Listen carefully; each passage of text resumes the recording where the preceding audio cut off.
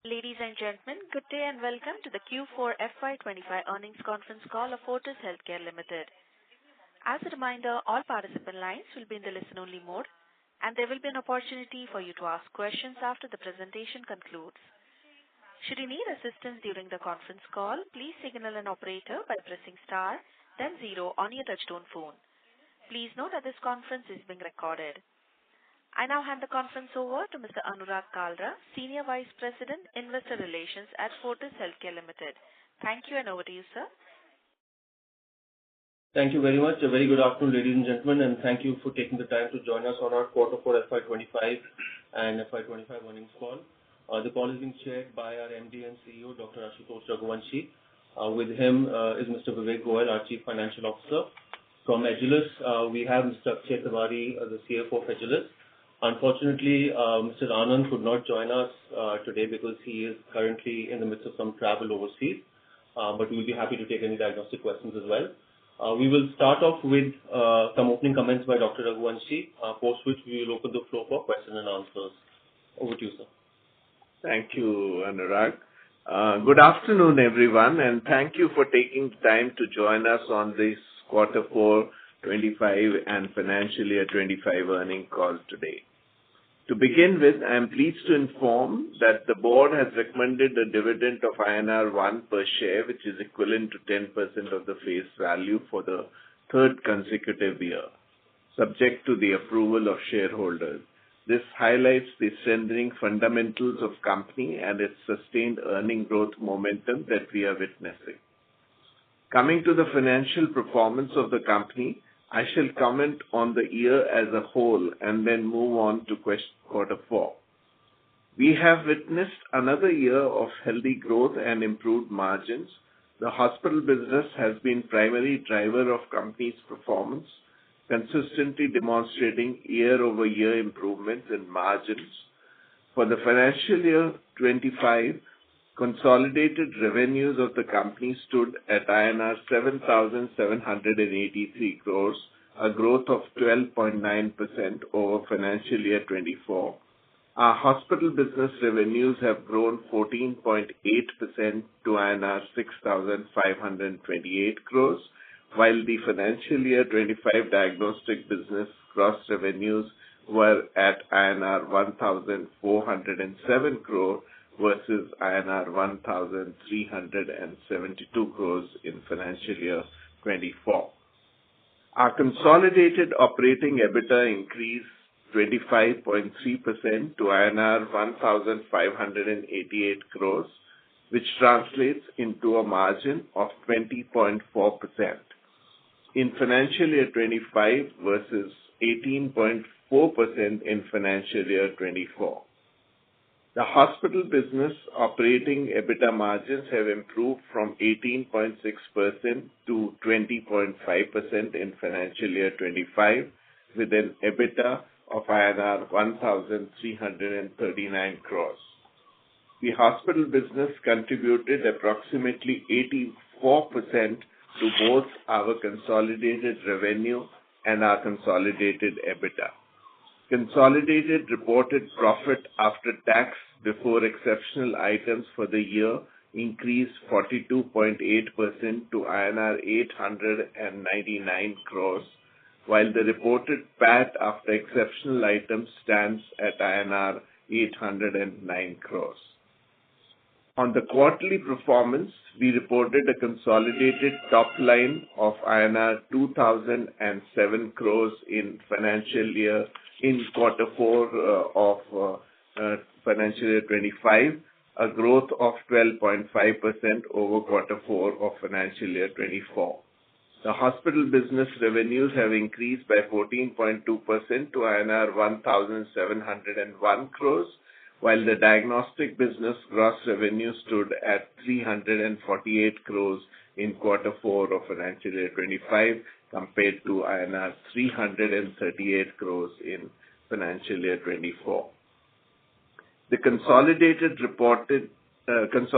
operating EBITDA in Quarter 4 of financial year 25 increased 14.3% to INR 435 crore, delivering a margin of 21.7% versus 21.3% in quarter four of financial year 24. Operating EBITDA for the hospital business in quarter four grew by 11.7% to INR 372 crores, with a margin of 21.9% compared to operating EBITDA of INR 333 crores in quarter four of financial year 24.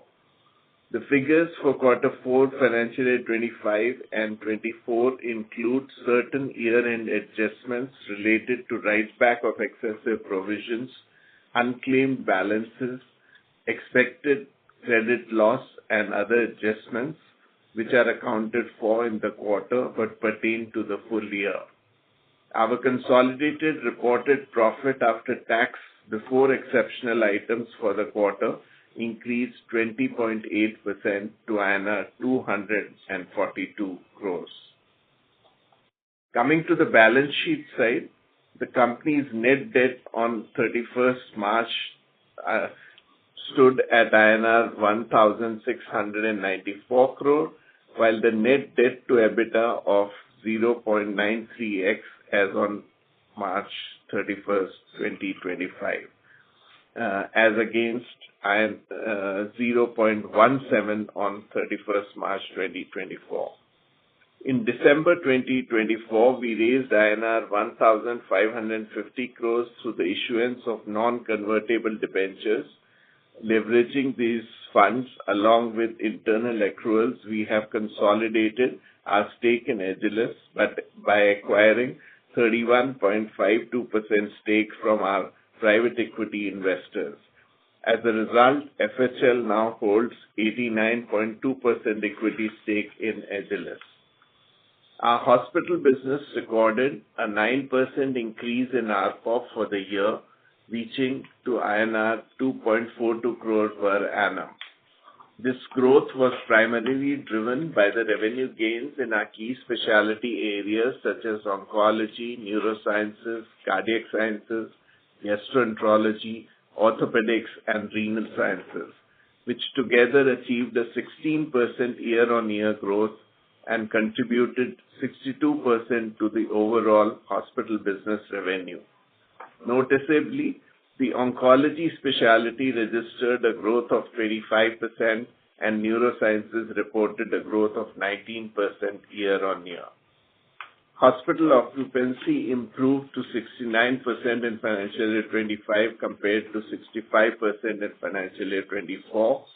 This translates into occupied bed increase by 5% to 2,838 compared to 2,700 beds in financial year 24. We also witnessed strong volume growth across key procedures in financial year 25, such as 72% growth in robotic surgeries and 17% in neuro and spine procedures. Most of our key facilities delivered strong performance this year, with revenue of large facilities such as Shalimar Bagh FMRI registering a growth in excess of 20% compared to financial year 24. In 10 of our facilities, we have reported operating EBITDA above 20%, both during the quarter four of financial year 25 and financial year 25 as well. These facilities together contributed 73% to the hospital revenues during the quarter and during the year. In comparison, in financial year 24, we had 8 of our facilities operating within EBITDA margin of about 20%, contributing to 62% of hospital revenues. Revenue from international patients for the quarter grew 17% to INR 145 crore, contributing 8.1% to overall hospital business revenues versus 7.9% in quarter four of 25. For year 25, international patients' revenue grew 13% to INR 539 crores. I'm pleased to share that financial year 25 has been marked by significant development Recently, the company successfully acquired the Fortis brand and trademarks for a consideration of INR 200 crores. We have also made significant progress in advancing our strategic growth levers, including inorganic growth, portfolio rationalization, and brownfield bed expansion. As part of company's inorganic growth strategy, Fortis signed definitive agreement in February 2025 to acquire Shriman Super Speciality Hospital in Jalandhar, Punjab, along with an adjoining land parcel for INR 462 crores. This acquisition will add 228 beds to our network and offers the potential to increase the facility's total capacity to over 450 beds. This transaction will allow us to further strengthen our presence in Punjab region from approximately 800 beds to 1,000 beds, and then on from the brownfield expansion, which is going to come in next 2 to 3 years in Amritsar and Mohali. So that would take the bed count to approximately 1,600 beds in Punjab. This transaction is expected to be consummated very shortly. Continuing with the portfolio rationalization strategy, we divested business operation of Richmond Road Hospital in Bangalore in December of 2024. This is the third facility divested by the company after the divestment of Mallar facility and Vadapalani facility in Chennai. Our focus on bed expansion continues this year, with Fortis Manesar, a 350-bedded hospital facility commencing operations in September 2024, offering an entire spectrum of clinical services, including all key specialties and latest state-of-art medical equipment. We added approximately 200 beds across our network, with Shalimar Bagh and Anandpur being the key facilities where the beds were added. Our expansion strategy continues to focus on deepening our cluster presence. We plan to ramp up bed capacity by approximately 2,000 beds over the next couple of years. When completed, we can also expect to see some of our key facilities such as Shalimar Bagh, FMRI, Mohali, and BG Road to become more than 450 beds each. Focus on digital continues to remain core to our strategy, especially with a view to enhance patient care and operational efficiency. In financial year 25, we rolled out electronic medical record outpatient module in 12 additional facilities, bringing it to a total of 15. Additionally, we began implementing the inpatient module of the EMR, with the implementation done at Fortis Manesar to start with, and during the year we will proceed with other units as well. This enhances the real-time access to patient data for clinicians. Revenue from digital channels via website, mobile application, and digital campaigns, etc., delivered a strong growth of 35% year-on-year. Digital revenues contributed to approximately 29.6% to overall hospital revenue. The company further augmented its medical infrastructure by commissioning several high-end equipment such as Gamma Knife, MR Linac, and surgical robots in some of the key facilities. This reaffirms our commitment to offering the most advanced treatment options and delivering precision-based treatment.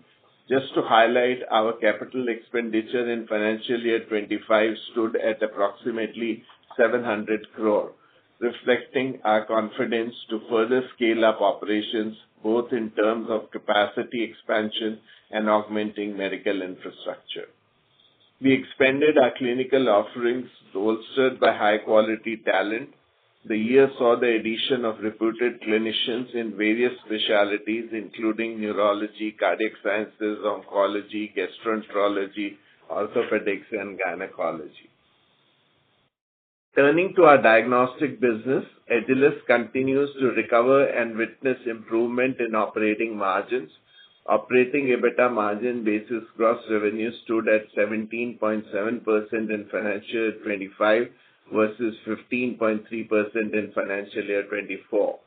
Excluding one-offs primarily related to rebranding expenses, the operating EBITDA margin stood at 22% in financial year 25 versus 19.6% in financial year 24. For quarter 4 2025, operating EBITDA margins basis gross revenue stood at 18% versus 14% in the corresponding previous period, excluding the one-offs. The operating EBITDA margin stood at 23.4% in quarter 4 of 25 versus 16.3% in the corresponding previous period. As part of our ongoing network expansion strategy, the total number of customer touchpoints reached 4,171 as on March 31st, 2025. The preventive portfolio revenue in Agilus overall revenues grew 13% in financial year 25 and contributed 11% to overall diagnostic business revenues compared to 10% in financial year 24. We believe that Agilus has the potential to scale significantly from the current level, and efforts are underway to strengthen its growth imperatives to drive revenues and optimize cost lines. I also believe that the Agilus brand is gaining strong acceptance and recognition in the market, positioning the company well to further scale its performance. With that, I'll conclude my remarks. We are making strong progress across our strategic growth levers. I believe these initiatives will drive sustainable growth potential and strengthen our position in the healthcare sector. With that, thank you, and I hand over to Anurag, please.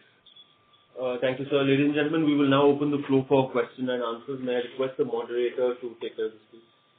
Thank you very much. We will now begin the question and answer session. Anyone who wishes to ask a question may press star and 1 on their touchtone telephone. If you wish to remove yourself from the question queue, you may press star and 2. Participants are requested to use handsets while asking a question. Ladies and gentlemen, we will wait for a moment while the question queue assembles. We'll take our first question from the line of Neha Manpuria from Bank of America. Please go ahead. Yeah, thanks for taking my question. On the hospital business, now that we have started seeing a fair bit of traction on the margins, how should we look at the margin expansion from the 20.5%, 21% that we have reported, in the current year? Should the step change in margins, continue to get to that mid-teens where our peers are at? I think a large part of this was driven by brownfield, but just trying to understand where Manesar is in terms of ramp up in bed capacity and profitability, and when do we think that gets to break even? Yeah. Hi, Neha. This is Vivek. So, on margin expansion, we are sticking to our guidance earlier, where we said that we want to achieve margin expansion nearer to the some of the best competitor. And we expect the margin to grow from the current level. Similar growth you can expect in the forthcoming years also. Like 2% growth we have seen in the current financial year. So similar margin expansion growth we are expecting next financial year. Regarding Manesar, we are currently operating at about 40% occupancy, but we have commissioned only 90 beds. Another 120 beds we will commission as the occupancy levels go up. We expect that on the entire bed capacity, which is about 120 plus 90, we will have about 50% occupancy by the end of this year. Exit should be at least 50% plus occupancy. The uptake of this hospital has been very good. So some of the programs which we had anticipated that we will start a little later, we are preponing them, and we are going to put up the radiation oncology suite, which was planned earlier for 2 years from now, within this year. So would it be fair to assume that at 50% occupancy, we achieve break-even on this facility? I think so. That Understood. Okay. even before that, we should expect a break-even. Understood. And my second question is on the diagnostic business. The revenue momentum remains, in this low single-digit range, but, margins have moved up. Is there any provision write back, et cetera, which is sitting in the margin number? And how confident are we of, growing in line with the industry or growing high single digit, in the diagnostic business, given that now the Agilus brand changes nearly getting to 2 years old? Yeah, Neha. So, in diagnostic business also, we have seen now, the increase in the revenue as well as the margin, which is reflecting the financials. So the brand change is now, effect is now behind us, and we are seeing, a double-digit type of growth number in the diagnostic business henceforth. And as regard your other question regarding the one-off type of thing, so this year, of course, there is a one-off of relating to the brand transition and, some one-off relating to the legal fees and some contingent consideration we have to pay for the past acquisition. Apart from that, I don't see there is much, this thing. And this will discontinue from this year onward. And 25, 26, there will be normal type of EBITDA margin we are expecting. So, Vivek, just to clarify here, so I think initially our view was that this probably grows more high single digit. So you believe based on the Agilus momentum currently, we're confident of double digit revenue growth. Is that correct? Yes, this is what we are targeting. Got it. And margins would be in the mid-20s as we scale up revenue? It should be around 23% immediately. And then moving toward 25 in a couple of years' time.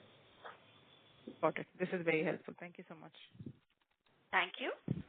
We'll take our next question from the line of Shyam Srinivasan from Goldman Sachs. Please go ahead. Yeah, good afternoon. Thank you for the opportunity. Just first one on the hospital business is how should we look at the revenue guidance for fiscal 26? And if you could break it down into volume and maybe ARPOB. Yeah. Hi, Shyam. Vivek this side. So revenue-wise, we expect to grow around 14-15% similar number. And this time, last year, the year we have completed, we have seen 9% type of ARPOB growth and balance growth is coming from the volume.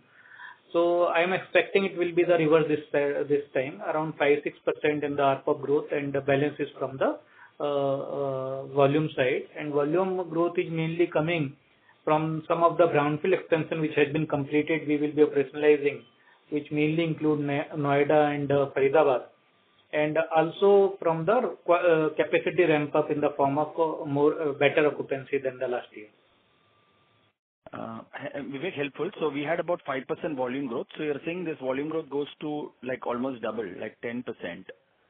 Yes. So what are we making in terms of for the occupancy? Should I modulate on like all the expanded beds or, we ended 69. So just trying to see how we should model that.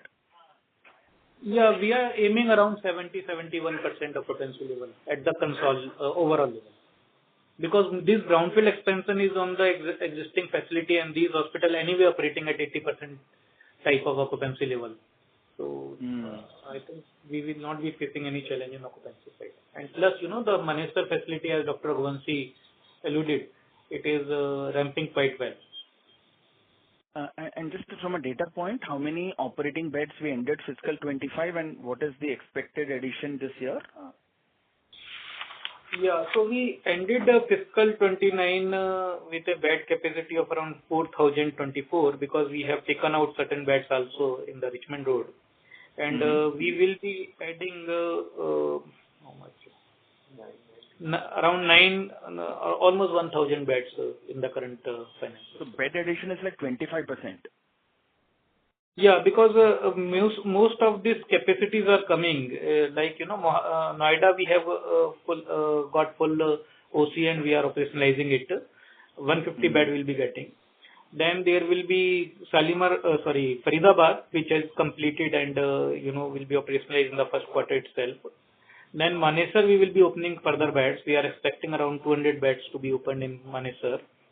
FMRI, we will be completing it. Maybe the benefit will be getting only in the last quarter. FMRI, the 220 beds capacity extension. And I will say BG Road is the another one which is, we are expecting OC actually in the BG. And there is another capacity I have added also, the Jalandhar facility, which will be in our fold maybe by this month end also. And what's the margin profile there currently? They are on the similar margin profile. Sam, they are at an occupancy currently at about 60-62%, and the margins are about 22% currently. Understood. Yeah. So just wait, just from it's a lot of bed additions, right? Brownfield, greenfield, or acquisition.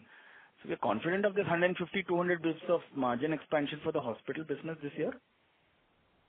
Yeah. So we are quite confident, and last year also we have demonstrated 2% margin improvement, and similar thing we are expecting this financial year. So we are quite confident of that. Got it. Last question. Sorry, I've taken many questions. Just this, what is the quantification for this write-off and all the changes that you have mentioned? It's in the hospital revenue, is it? Sorry, I didn't understand. I don't know whether I missed the opening comments on this one. Right. What are the one-offs? Yeah, one-off is basically, there is some impairment charge we have to take, and that is mainly coming because of this Ludhiana 2 facility, where the performance level is not up to mark, I will say, and as a result of that, based on the future profitability and cash flow, we have to adjust the carrying value of the assets. So that along with there is some write-off impairment we have to take for our investment in Sri Lanka assets, where as the Sri Lanka stock price movement and the currency movement both affect the carrying value of the investment. So these are the two big items. Apart from that, there is a positive item in this number also, where we have taken a positive a sort of write back of impairment which we have done earlier for our Faridabad unit, because the performance of Faridabad unit has improved tremendously. So the total net impact is around 89 crore for this financial year, and for this quarter it is 54 crore. So it was in the revenue line, and sorry, can you say where it has been accounted for? Sorry, I didn't understand that. So it is sold separately below EBITDA, 54 crore as a exceptional item. Understood. Yeah. Thank you. Thank you. The revenue and other thing is not much affected. It is what is impacting is as an annual cleanup exercise, we do write back certain unidentified receipts which are more than 3 years old, and we also assess the provisions which we have created in the books of account, whether it is required and it is quite old, and payable similarly. So those type of things which are quite normal now, so which we are doing for last 3 years, and it is not having significant impact also. Okay, understood. Thank you and all the best. Thank you. We'll take our next question from the line of Deepti Rajulapati from Axis AMC. Please go ahead. Hello. Hi, sir. Thank you for your time. My question is on the diagnostic business. So last quarter, you have mentioned that we are done with rebranding exercises, and these expenses will taper off in the end of FY'25. So we will not see any rebranding costs in the coming quarter, or is there any carryover? And one more question is on the variance of the margins in the diagnostic business. Revenue QOQ, if we see, it's flat, but there is 2.1% variance in the margin. So what is driving this? Just one more question is on the BG Road expansion on hospitals. How many beds are we expecting in FY'26?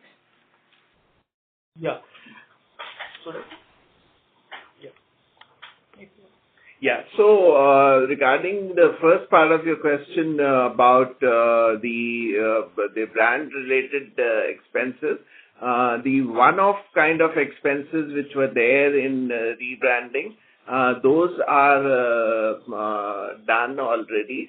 So in this year, you will not find those as one-off items.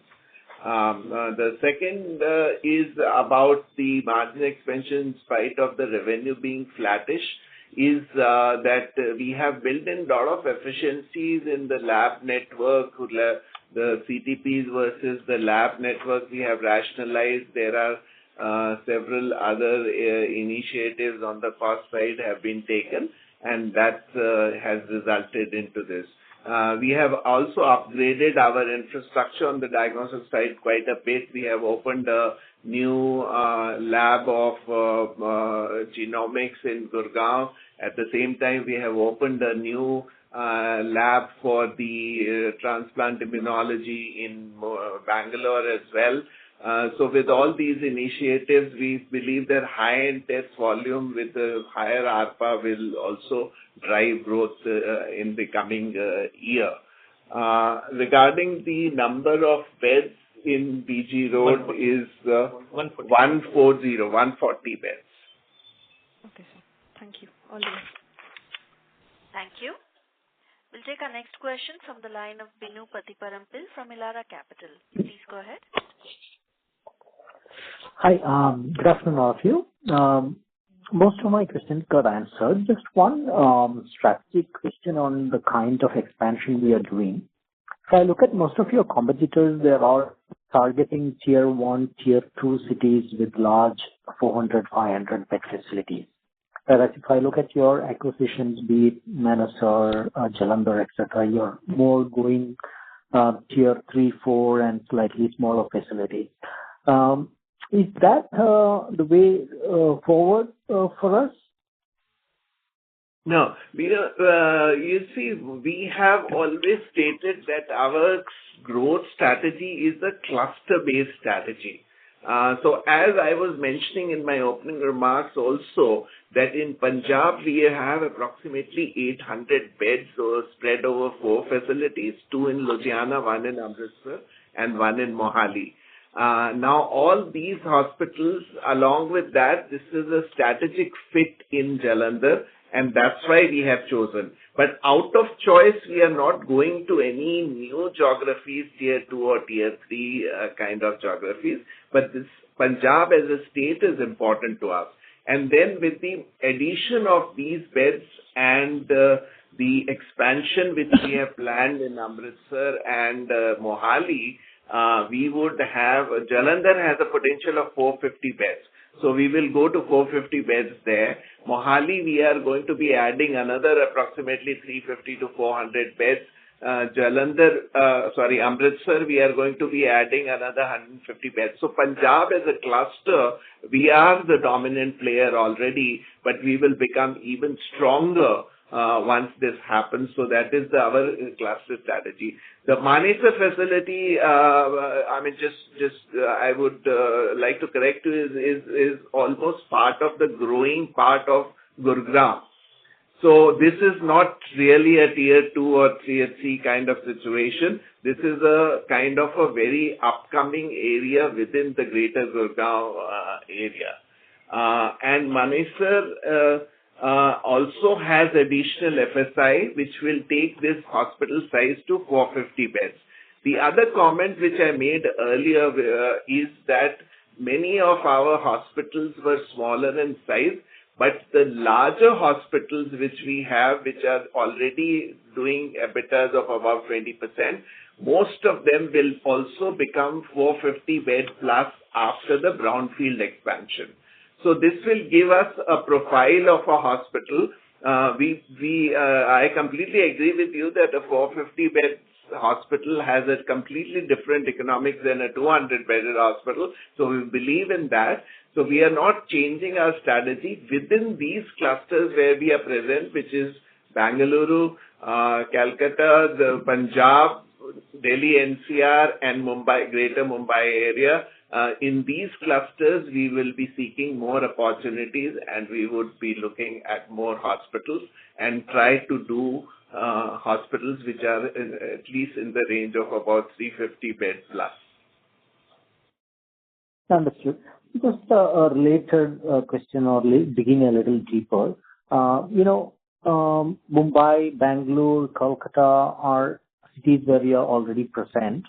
And in these cities, your competitors, both listed as well as private, probably in the last 2 years have, 2.5 years have announced at least 4 or 5 big projects each, most of them greenfield, which means there is potential and there is land or whatever infra available to develop, but you haven't been so aggressive in those particular geographies in that sense. Is there any reason, and or would you become more aggressive now? Yeah, no, we were more focused on our brownfield expansion and execution thereof, and we had other distractions as well, and brand was one of them, which we have behind us now. So we have been actively looking at opportunities, especially in Mumbai. But as you said correctly, that most of these projects which are announced are all greenfields. So we have also been looking for greenfields only because there are no acquisition targets per se available in these markets. And land costs being what they are, and especially in Greater Mumbai area, which is of great interest to us, and we believe has a lot of potential and lot of demand-supply gap. So there, that comes hard. So we have been actively looking at it. Unfortunately, nothing has materialized so far, but we are pretty hopeful that at least few of those discussions we will be able to culminate into actual projects now. And those would be in the purpose-built hospitals. Understood. Thank you. Thank you. We'll take our next question from the line of Prashant Nair from Ambit. Please go ahead. Thank you. Good afternoon, everyone. The first question is more of a clarification. When you mentioned that you expect diagnostics margins to get to 23% and then beyond that to 25%, this is basis gross revenues or net? Net revenue only. Net revenue. Net. All right, understood. Secondly, in your network, now you have around 5 hospitals which are in the sub 10% margin bracket, and then you have a few which are in the 10 to 15% bracket. Do you have any other hospitals which are not core to the way you look at the business now? So you sold 3 assets over the last year or 2. So are there any more assets like this which you would look to rationalize, or do you think you're done with that exercise for now? So I think, we do have work to do in couple of our hospitals still in terms of improving, but we believe that those are strategically important for us, and exit is not an option. So I think more or less we are done as far as these rationalization is concerned. But on the performance side, 2 hospitals especially, I will mention rather 3, where we are still working and we are seeing some good results. One is Escorts Hospital in Delhi, where our margin profile was less, but we have already consistently been achieving EBITDAs of about 10-14%, and we are going above 15% over there. We have a clear visibility on that. So we are confident that this hospital will also come into kind of a normal profitability profile. And the other 2 units in this category are Jaipur and Vashi. Jaipur has had some issues, but now it is again recovering. The revenues trend look very healthy. We have made certain changes there, both in terms of the leadership and some of the infrastructure changes as well, and we expect very good results to come out of that. So we expect that in 6 months to before the end of the year, we should have a healthy margin profile in Jaipur as well. Vashi has some specific challenges because this is part of a government hospital, and that's why we have also got to serve certain free patients referred from the municipal corporation. So because of that, the profitability profile of this hospital has been low. We also had some attrition of clinicians here. Because of that, the occupancy numbers were a little low. But this is again an important market, important micro market, and we are working on strengthening the clinical talent over there to make sure that this also comes in the healthy zone. So that is regarding these 3 projects which we are keeping under watch.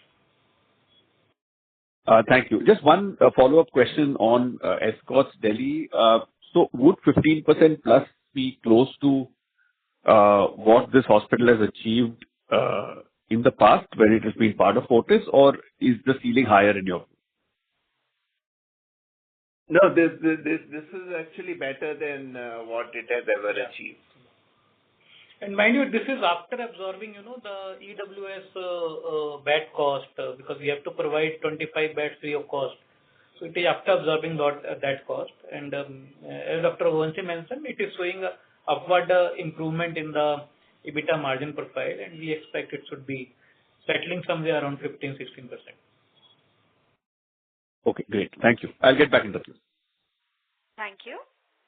We'll take our next question from the line of Atul, an individual investor. Please go ahead. Hello. Thanks for taking my question. My question is on any update on the Delhi High Court case. Further, like as per last Concall, it was discussed that some last conversations are pending. So if there is any update on that side. And I will add another question. How is the occupancy trend going in the current quarter? Thank you. Yeah. So regarding the High Court case, there is no fresh development. That is still a matter of sub judice. But that doesn't have much impact on us. Regarding the occupancy, the trend is healthy, and we are doing occupancy levels of similar to what we did in last quarter. Thank you. Thank you. Thank you. We'll take our next question from the line of Harsh Bhatia from Bandhan Mutual Fund. Please go ahead. Yeah, thank you. Good afternoon. Am I audible? Harsh, can you use your headset mode? Your audio is not very clear. Is it better? Yes, please go ahead. So just one quick clarification. I'm sorry. Again, Harsh, I'm sorry, you're sounding muffled. That's better? You can try. Please go ahead with your question. Just on the hospital EBITDA part, you alluded to some one-off expenses which are below the EBITDA line item, and I'm purely referring to the hospital EBITDA. Just to be clear, in terms of when you look at the fourth quarter performance on a Y&Y basis, the drag at the margin level is largely to do with the Manesar performance, or is there any other one-offs that are there at the EBITDA line item? That is the first one. Yeah. So one-off is not like one-off. It is exceptional gain and loss, which as per accounting standard only we have to show separately. So that one-off I have explained what is those one-off exceptional gain or losses. So there are losses for Ludhiana 2 impairment and impairment of investment in Lanka, and there is some impairment gain, impairment loss right back actually for the Faridabad unit. So that is shown like a exceptional gain or loss. What about regarding your other questions? The EBITDA margin side, there is a there is no one-off, but provision for doubtful debt has slightly on the higher side if we compare with the quarter 4 of the last year. There was a positive, write back of provision in the last quarter previous year, and this quarter it was not there. Last quarter we got very healthy collection in the last quarter itself, and as a result there was a write back of provision which we have provided based on the the aging of the debtor. So that has resulted into the some improvement in the margin. So apart from that, there is nothing abnormal, unusual.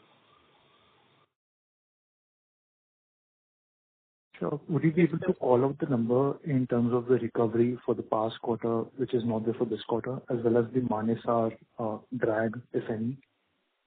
Yeah. So Manesar, so first I tell you about the Manesar drag. So Manesar, we have budgeted also the EBITDA loss of around 20 crore for this. For the half year it will be less, no? Correct. Yeah. It is around 12 crore type of EBITDA loss which we have budgeted also, and it is there in the financial. So 12 crore loss is built into this financial, which hopefully in the next coming year it should be some positive EBITDA number should be there. And as regard your quantification thing is concerned, the provision for doubtful debt for the quarter is 22 crore, as against there was a negative provision for doubtful debt, that means the income side 7.5 crore corresponding quarter previous year.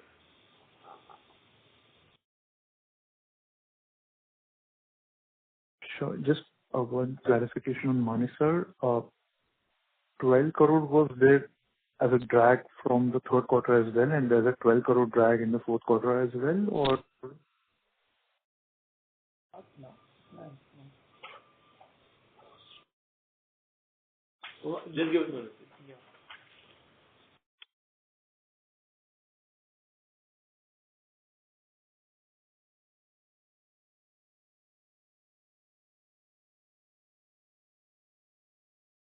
Sure.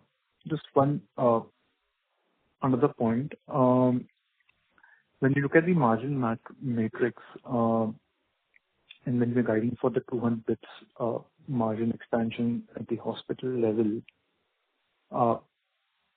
in terms of your internal assumptions, how important are these hospitals such as Vashi, Jaipur, basically whichever hospitals are there below the 10% in the margin matrix, important for you to achieve the 200 bits broader direction margin expansion? This is something that has not been considered to a large extent to provide you that, let's say, margin of safety to that extent.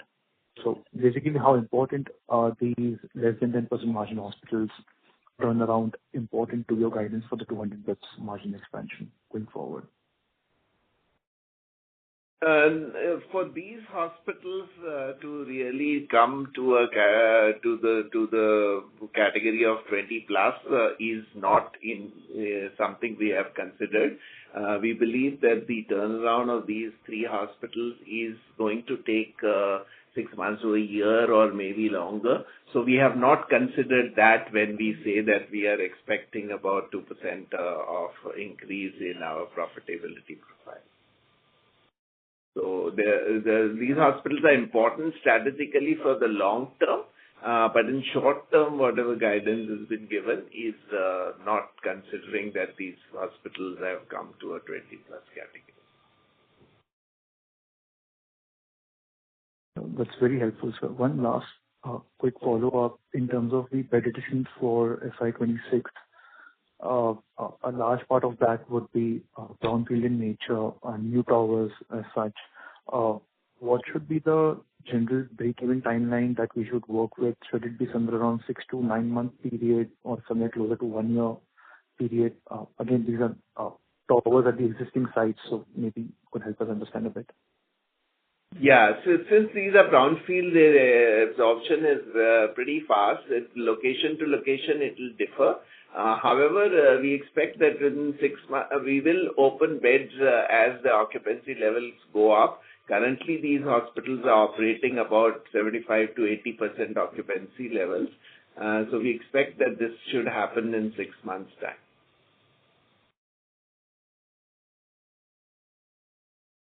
Harsh, does Sure, that sir. answer your Thank question? you. Thank you. Yeah. Thank you. All the best. We'll take our next question from the line of Ameya Charke from JM Financial. Please go ahead. Yeah, thank you for taking my question. Most of the questions are answered. Just one follow-up on the 900 bed addition next year. So this bed addition, should we factor in back-ended in the second half of this year, or do you think that some of the hospital will get commissioned, even some of the beds will get commissioned in the beginning of the year as well? Yeah, we should assume 50/50 because, as I mentioned, FMRI bed expansion is happening at the last quarter, and similarly, the BG Road also will be in the second half, we are expecting, and rest of the beds will be commissioned in the first quarter itself. Okay. And particularly on the BG Road, the occupancy still looks around 60%. So is it ideal to open one more floor there, or do you think you need to wait for that occupancy to go up?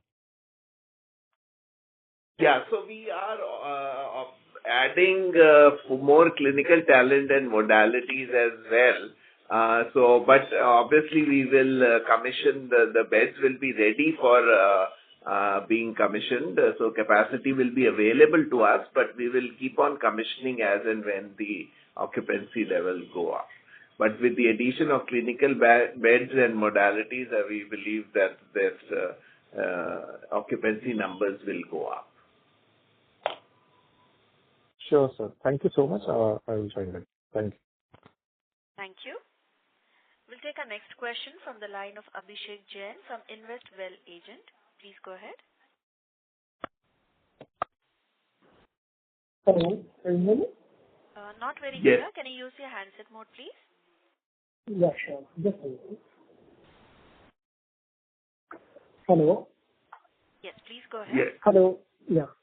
Well, sir, the question is, we have purchased this Fortis brand under the option. Can you tell me how much was the royalty we were paying earlier, both in absolute numbers and then percentage level? And the margin expansion that we are expecting for the current year of 150 basis points to 200 basis points, does this include the saving from this royalty payment, or it is over and above the improvement that we are expecting? Yeah. So the royalty, as per the old agreement we are providing in the books till last year, is 0.25% plus GST, which comes to around of the revenue. So that means 0.3% impact on the EBITDA margin, positive impact on the EBITDA margin post acquisition of this brand. So that will be the impact of the brand acquisition, positive impact 0.3% roughly on the net revenue of the hospital business, and that has been factored in while I guided margin expansion of 2%. Okay, fine, sir. And can you also give the same figures for this SRL brand and that we have converted into HLS? Yeah, so SRL also the same 0.25% plus GST was the brand royalty applicable till we were using SRL brand. And now, because we have moved to our own brand, Agilus brand, so there is no brand royalty right now. And the figure that you are saying is 0.3%, correct? Yeah, Including 0.3 GST. including GST, because GST is applicable. Okay. Thank you very much, sir. That's it from my side. Thank you. We'll take our next question from the line of Abhishek Vani from Dalal Street Investment Journal. Please go ahead. Hello, am I audible now? Yes, please go ahead. Yes. So I want to know about the medical tourism prospectus business for the Fortis. So what has been the growth rate across the industry, and how has been Fortis working on it? Yeah, so we have seen about 17% growth on year. However, in the current geopolitical situation, we expect that there may not be a similar growth this year. But overall, to our context, about 8% of our revenue comes from international patients. We expect that to remain stable. However, we are not seeing very huge growth in this. Achha. And so with respect to the brownfield acquisition, so what impact it will have on our debt levels, and do we expect the margin to recover quickly as opposed to our competitors who have been working with greenfield acquisitions? Yeah, so there will not be any incremental debt for brownfield expansion. It will be funded through internal accrual. So there will be no incremental impact. And as I mentioned in the earlier comment, this expansion is happening in the unit which are already operating at 75%, 80% type of occupancy level. So we should not be facing much challenge in ramping up these beds, and it should start contributing immediately. Yes. Okay. And so with respect to the legal costs, so can we expect that the legal costs will fall down in coming quarters, as we are already paid for the brand deal? So what is your outlook on legal costs? Yeah, so the legal and other legacy cost is taking away almost 1% of our EBITDA margin, and I will say that will continue, till we able to resolve these court cases, because there is still one court case is pending in Delhi High Court where the regular hearing is happening. And plus, the entity structure also, the Project Crystal, we called it, where we are trying to simplify the organization structure. Although the Delhi NCLT has given the favorable order, we are also expecting order from the Chandigarh NCLT, and then it will be simplified. So this year, at least it will continue. I think from next year onward, we should see some reduction in these costs. Thank you, sir. Thank you. All the best for the future. Thank you. We'll take our next question from the line of Nirali Shah from Ashika Institutional Equities. Please go ahead. Nirali? Yeah. The line is yes. I just had two very quick questions. The filing that we see today, just wanted to view on that. IHH is increasing damages from Daiichi, so just wanted some color, some view on that. Yeah, that's a litigation which is happening in Japan between IHH and Daiichi. Being a sub judice matter, we can't really comment on that. Okay. And about the Fortis winning auction for all the Fortis trademarks. So would that be any kind of value unlocking? Yes, so we, as the previous caller was asking, we are going to save some the money which we were providing for the royalty for the brand, because now we own the brand, and that is the positive advantage for us. Okay, thank you. Thank you. Ladies and gentlemen, we'll take that as the last question for today. I now hand the conference over to management for closing comments. Over to you. Thank you, ladies and gentlemen, for your time. If there are any follow-up questions, we are always available either through email or on phone. Please do reach out to us. Thank you and have a good day. Thank you. On behalf of Fortis Healthcare Limited, that concludes this conference. Thank you for joining us, and you may now disconnect your lines.